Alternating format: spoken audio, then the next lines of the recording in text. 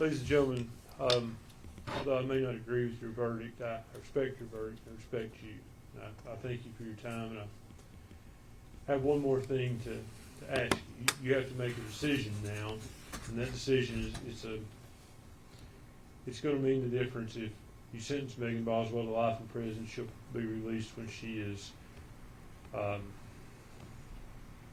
probably 69 years old. It'll be 8. She's been in jail. You probably realize she has been in jail since she was 18 years old. She went to jail February the 25th of 2020, and she hasn't been released.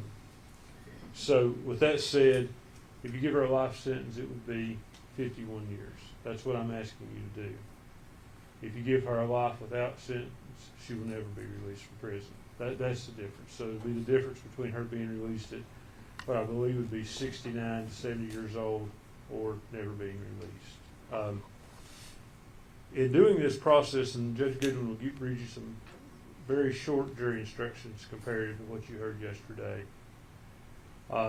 You look at statutory aggravating factors and mitigating factors, and in this case the state will submit the age of the child as the aggravating factor.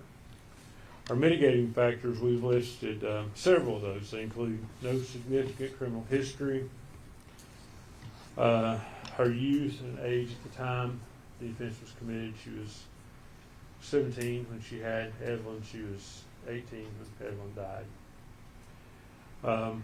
You'll hear more about her unstable and chaotic home life. You'll hear from her mother, Angela Boswell. She's here today. You'll hear from Angela about domestic violence that Megan witnessed between her parents. You'll hear from Angela about drug use that Megan witnessed her parents engage in. You'll also hear about her schooling. It wasn't seamless, and how one of her primary role models was her grandfather, Tommy Boswell's father. He died when I think she was 11 or 12 years old. You'll hear that.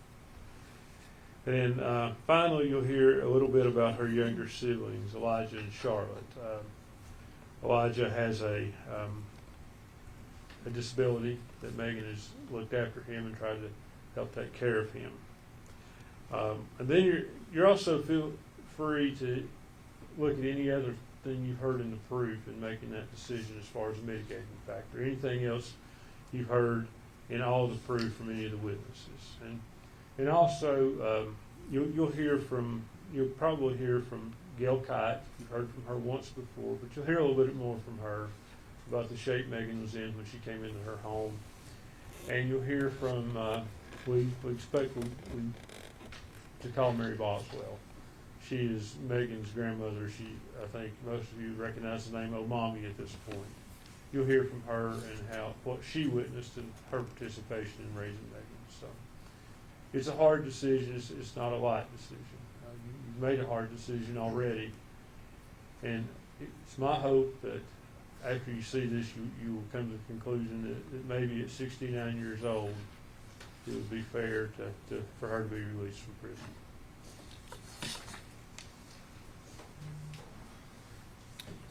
All right. General, proof. Yes, Judge. At this time, the state would introduce a copy of birth certificate of Evelyn Boswell. All right. That'll be Exhibit 262. I'm going to keep the exhibits in sequential numbers, but I've started a new sheet for the sentencing part.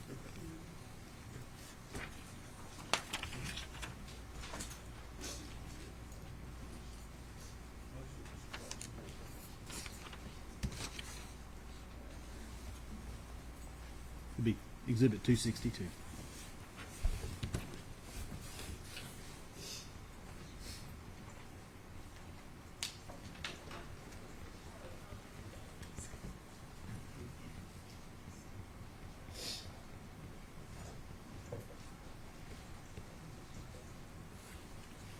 Any other proof, General?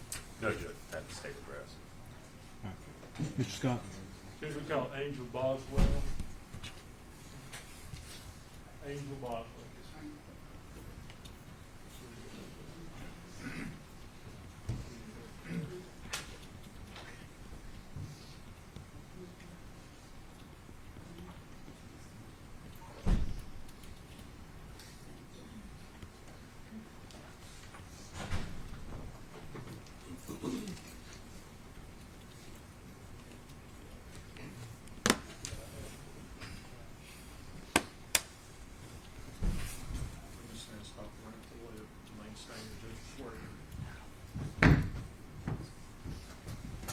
Raise your right hand, man. And state your name for me. Angela Boswell. You solemnly swear or affirm testimony you're about to give be the truth, the whole truth, and nothing but the truth, ma'am. Have a seat. If you'll pull the microphone down and talk straight into that microphone. Actually, you know what? I need to switch these.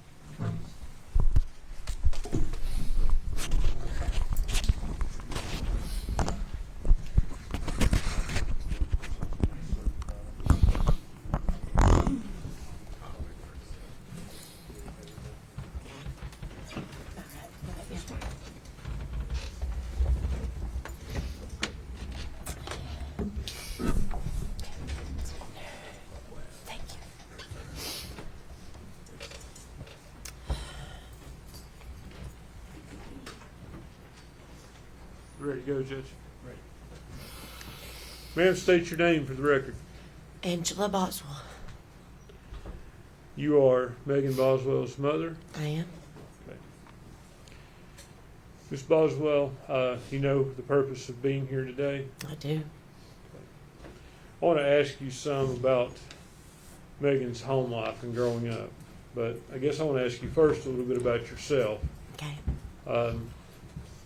And I'm asking you these questions, Ms. Boswell. I'm not trying to embarrass you or cast any no, sir. aspersions. No.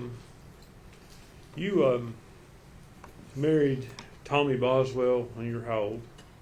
First time 15. Can you speak into that microphone just a little more, please? The first time 15. Okay. And when did you become pregnant with your first child with him? I had my first in April and turned 16 in July. So, Okay. And who was that child? Tommy Jr. Okay. And then you had Megan at some point. How old were you when you had Megan? There's 8 years difference. I was almost 24. It's okay. So, let's talk about Megan's life growing up. Would it be fair to say that during her lifetime she's witnessed drug use between you and her father? Yes. What type of drugs? Opiates, mainly. Scoot up and speak into that so the jury can hear you. Opiates, mainly. Did that drug use lead to other problems? Yeah. Arguments, fighting, yes. Okay. You say there Strife strife. is what it brings, yes. Non-stop. Is that something that went on pretty much her entire childhood Yeah. growing up? Yeah, from the time she was pretty little, yeah. Okay. Mm. Good. Now, did she witness fights between you and her father? Yes. Okay. I think at some point her father was convicted of aggravated assault and kidnapping. Yes. Were you the victim in that? Yes. Mm.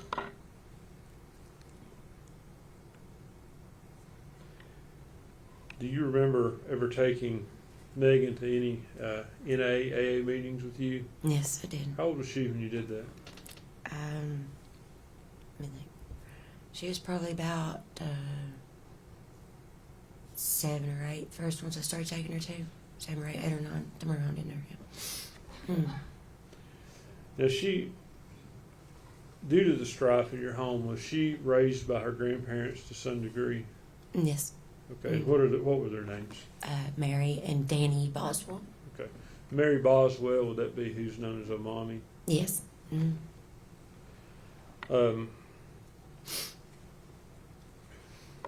These problems, do you feel that it's partly your fault, the problems Megan's experienced? No, absolutely. Yes. Yes, absolutely. Now, unfortunately, your problems, they went on up into, we saw a video in here of you being brought down from the jail to talk with her in 2020. Yeah. Mm-hmm. So even up until the time she went to jail, you were in and out of jail. Yeah. Okay. Yes. I've been. Have you been convicted of numerous crimes? Yes. Now, have you managed to straighten up at this point? I have, yes. You hoping to? Yes. I pray every day and just, to do my best and try. I've learned the importance of a mother's role, but not for Megan, I didn't. All right. I failed her on that miserably. And you're here asking the jury to give her a sentence of life as opposed to life without. It's Maggie is at her core. She is a generous, kind-hearted person. And through all Maggie's went through, Maggie still has potential. She was trying so hard. She didn't repeat my mistakes. Maggie learned from my mistakes. And she was trying to do better with Eve. She wasn't repeating. I think she got saddled with, and just because of my mistakes that she did those, and that was not it. That was not the case with Eva. Would it be fair to say she didn't have a good role model for the mother should No, be? no, she did not. Answer any of Ms. Massengill or Mr. Harper's questions. I don't have any questions, Judge. Thank you, Megan.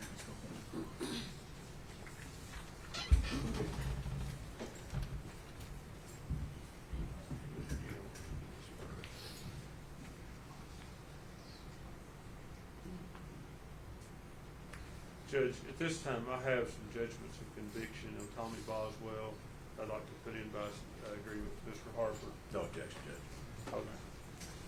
I'd ask these to be made the next 4 exhibits.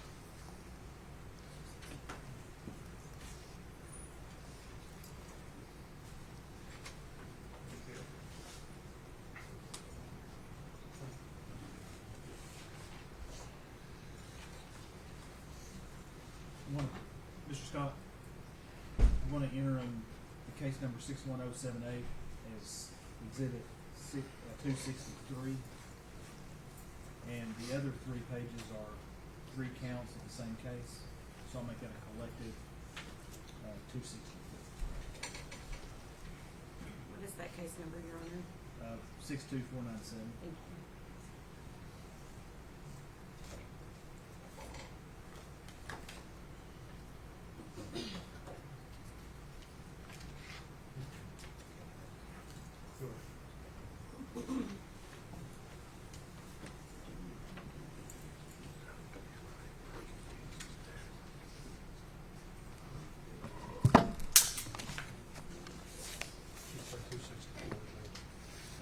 Yeah, the first page is 263, case 61078, and case 62497.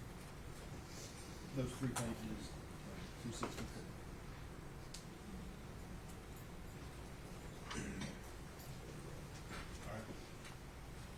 Your Honor, defense would call Gail Kite.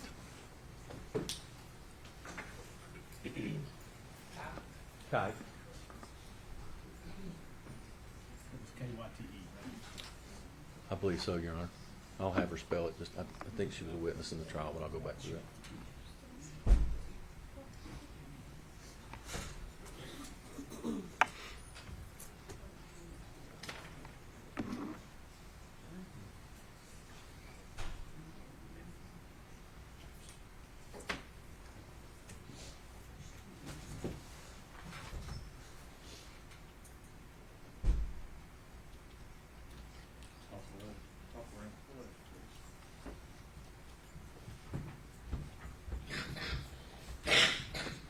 Raise your right hand and state your name for me. Gail Kite. Ms. Kite, do you solemnly swear from testimony you're about to give to be the truth, the whole truth, and nothing but the truth, ma'am? I do. Speak into that microphone. Ms. Kite, good morning. Good morning.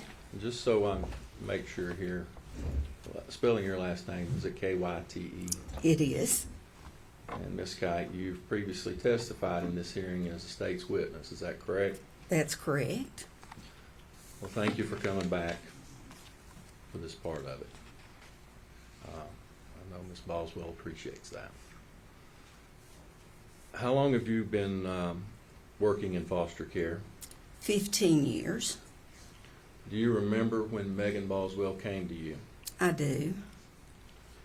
Do you recall what kind of shape she was in or state? She was in bad shape. She was one of the worst children that I'd brought in as far as neglect. What do you mean by that? She was very malnourished. She's very skinny. Her hair was matted to her head with lice. Impossible to even get a comb through. Okay. Well, when she came to you, were you given any background? I imagine in foster care you're given background or information of where this child is coming from. Were you giving any of that? I was. And what were you preparing for? In the intake papers, it mentioned trauma. It mentioned rape. Did it give you any background or any information about her family background or makeup? Not really. Okay. Now, you said she came to you with lice. What did you do to try to help Megan? Well, I took her to a beauty shop because there was no way to even begin to get a comb through. It was horrible. The beauty shop wouldn't touch it. They told me I offered to pay him $100 to go out back to cut her hair. And they said that they couldn't do it. Finally, the agency that we were with found a beautician that met me at a church that was willing to come in and give Megan a haircut. They gave her a bob, which looked really cute on her. But even after that we could get a comb through, it took close to 3 weeks, maybe a month, to get rid of the lice. Were just so bad. I had to get prescription medicine from the doctor. We got 2 bottles of that. I bought the comb that you run through that's supposed to kill the lice. And I know I practically traumatized the poor child because we'd go out on the porch and I'd run that comb through trying to make sure we got all the lice, and she'd sit there and tears would run down her hair. She got tired of me. It wasn't a pleasant situation. And then even when you do that, you still got to go through, you've got to thoroughly clean the bedding. Everything in the room has to be taken down, washed in hot water. But it was a rough time for her, very rough. And you may have said, but she came to you how old? She was 17 years old. And she was pregnant. 17, pregnant, scared, didn't have a place to go. And you believe that she had been raped or violently sexually assaulted. Were you given any background or information about her family, her mom and her dad? I knew Mom was in and out of jail, and I knew her daddy owned a business. Okay. Were you able to come to the opinion that she essentially came from a dysfunctional family? I did. Okay. And how long did she stay with you? She stayed 4 months. When she came in, we got to work, got rid of the lice, got her registered for school. Where she was pregnant, she chose to do online schooling. She worked really hard getting her diploma. If a test didn't go right, she was on the phone the next day with the counselor getting it reset. I never had any problems trying to get her to do her schoolwork or anything. She hung with it. She ever caused you any problems, disciplinary wise or anything like that? No, Never? no. And did she seem to be thriving in a structured environment? She did. She did. Was she making friends? She did. Did she seem to be progressing and coming out of the state she was in when she came to you? She very much so. And she was with you for 4 months. Did you form a bond with her? Oh, I did. We took up together immediately. It was during the winter. She learned me how to play card games. Winter days, we'd sit there and we'd play. Baby'd sleep. We'd play cards. But we formed a bond. Did you take her to doctor's appointments? I did. How did she seem to feel about becoming a mother? She was very excited. Did you have conversations with her about that? I did. Did she seem to fully understand her roles and responsibilities of what was going to be required of her? She did. Megan practically raised her younger sister Charlotte and her brother Elijah. She had plenty of experience with younger children. How did you know that? Well, mostly from conversations with Megan, and I could tell by the way she took care of Evelyn at the house. You know, she knew how to heat a bottle. She knew how to change the diapers. She got up when the baby cried. Did you ever have to tell her to do those things? No. Me and my husband never once woke up those 4 months when Evelyn woke up in the middle of the night. Megan would take care of her very well. And I ask you, and I want to clarify that, if you ever took her to doctor's appointments, she was with you when she was with you. She came to you pregnant. Did you go to the prenatal appointments? I did. And did you go to follow-up appointments with Evelyn's pediatrician? I did. Okay. So you were involved through the whole process, really? Those 4 months, yes. Okay. At some point in time, was Megan taken from your home and placed back somewhere else? She done trial visits to go back to Tommy's. Okay. There's a process in the foster care system. I understand. She done weekend visits, or at first it was just visits, and then it led to weekend visits. How did she feel about that? She seemed okay with it. Eventually, was Megan placed back in the custody and care of her family? She was. She went back to Tommy's house. Tommy, you mean her father? Yes, Okay. And did you maintain contact with her? I did. How often? We texted back and forth it wasn't a daily time, but I want to say once a month, couple times a week. It's just according to what was going on and what pictures she had took of Evelyn. When you were talking to her, did you eventually learn that maybe things were kind of getting back off the tracks again? I did. In April, I received a call from her foster care worker saying that Megan had been needed some help and would, even though she had was out of the foster care system, would I be willing to go and help her out? And I said, no problem. So I called Megan. She told me that her mother had dropped her off at a church. She had drove off and left her and Evelyn there. She had took Evelyn's diaper bag, the baby's supplies. So I told her I'd be right there. I went and picked her up. We went to Walmart, bought baby bottles, formula, diapers, the stuff that a baby would need. Where did you take her? We went back to my home. She spent the night. Her and Evelyn they took showers, a good night's sleep. But then the next morning, she wanted to go back to her mother's family's home. Where's that at?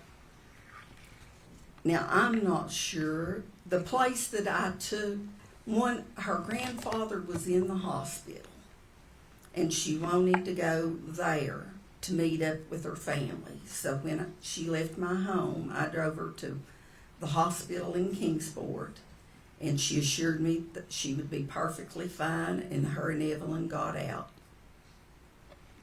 It'd be fair to say that Megan wasn't getting maybe the familial support from her parents that she was needing at that time. Yes. Okay. I imagine over this time, Miss Kite, that did you ever meet Tommy Boswell Sr. or her mother, Angela? I had never met Angela, but I'd met Tommy several times. You said you agreed that she probably come from a dysfunctional family.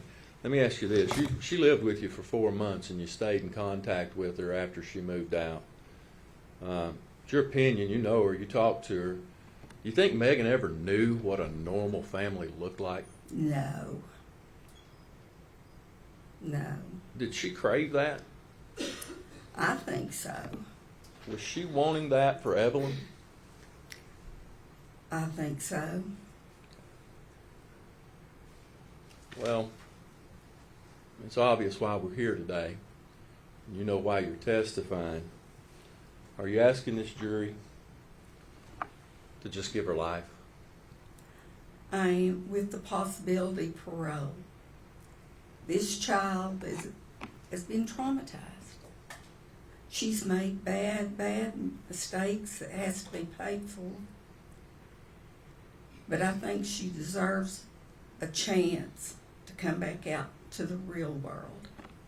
I don't think she's irredeemable. I think she can become a functioning citizen. Ms. Kite, I thank you again. If you would answer any questions that the state has for you. Nothing from the state, Judge.